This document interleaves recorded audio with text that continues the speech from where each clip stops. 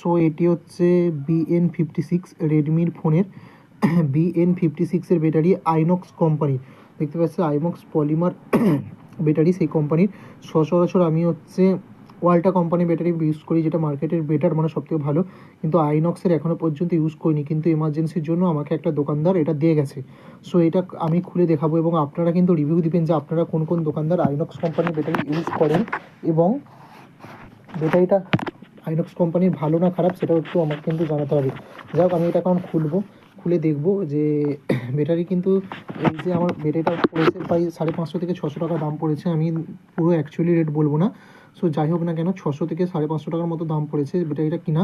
So actually কী rate আমি সেটা বলবো না, আপনারা যারা দোকানদার আছে তারা জানবেন। আর 2 নম্বর কথা হচ্ছে, ব্যাটারির যে এটা করেছে এটাই হয়তো 100 টাকা খরচা করে দিয়েছে এই দুটোতে। যাই হোক, আমি এখন ব্যাটারিটা বার করবো। সো সেটা BN56 4900 mAh ব্যাটারি। দেখুন 4900ই দেওয়া আছে 5000 mAh।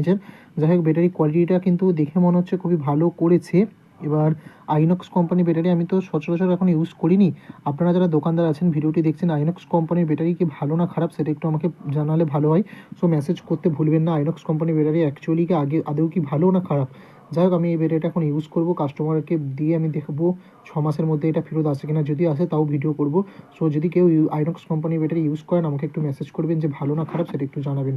সো আপনাদের উপর ছেড়ে দিলাম যে কোম্পানির ব্যাটারিটা ভালো না খারাপ। যাই হোক, আমি এখন ইউজ করবো, যেহেতু কিনে নিয়েছি আমাকে তো ব্যবহার করতেই হবে, কাস্টমারকে লাগাতেই হবে।